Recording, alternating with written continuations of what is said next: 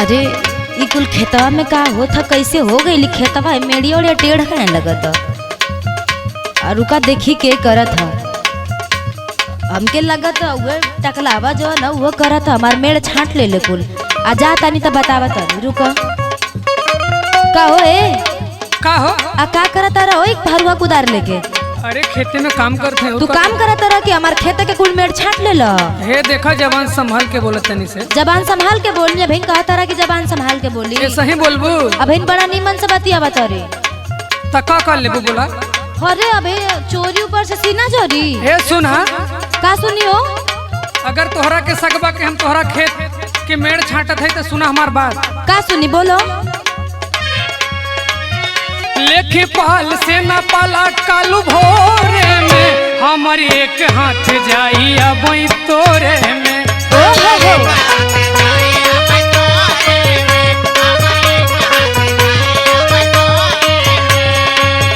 आ देखो हाय मेड़ छाट लेला है तना बढ़ गई हमरे खेते में कहा तारा भी नहीं खाता बिल्कुल जाए भाई हाँ ते पता चली सुनो सुनावा बाधा वाला अपन नाप के तू डोरी से बाधा वाला अपन नाप के तू डोरी से हमर मेड़ छटावाई लेला चोरी से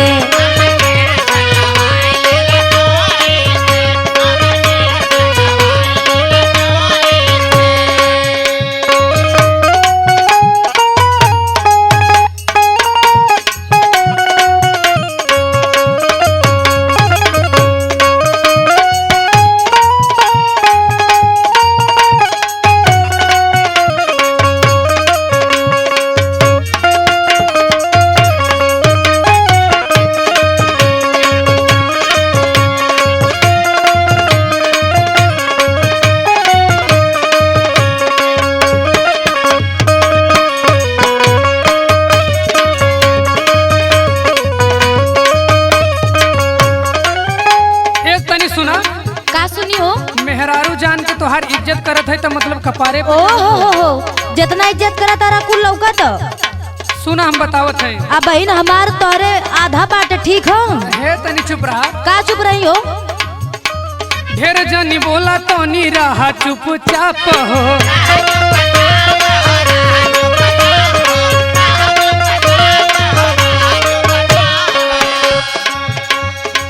जाई फरी आई जब होई पक्की ना पहो हाँ कोई पता चलो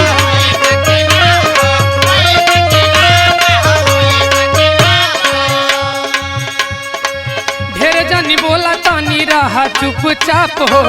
जाई फरी आई जब होई पक्की ना पहो हमें कमजोर बुझत हो का तू अरे हम ना बोलो नहीं आता तू का अपने आप के शेर बुझता रहा बोलो हमर गिनती जीनी की हूँ कमजोरे में हमर गिनती जीनी की हूँ कमजोरे में हमर एक हाथ जाई अब तोरे में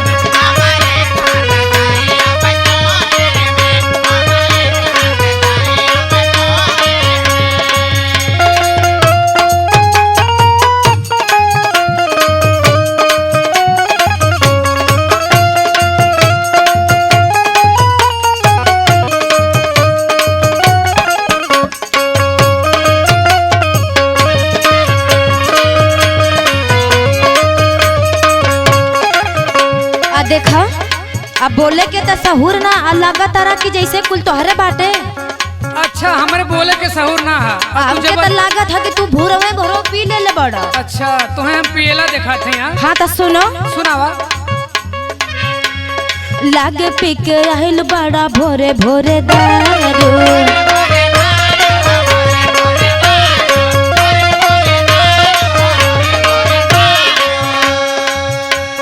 परेशान करा तारा जानी में हरा निकल गई चला की तो अच्छा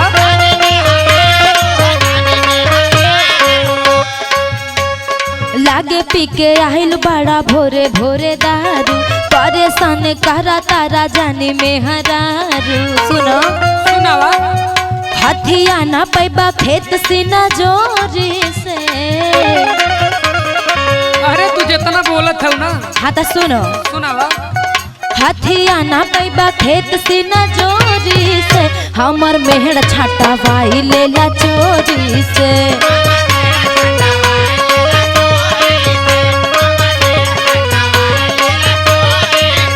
हमर एक हाथ जाई अब तोरे में, हमर मेहड़ छाटा भाई लेला चोरी से। हमर एक हाथ जाई अब तोरे में, हमर मेहड़ छाटा भाई लेला चोरी से। अकवाल पता चली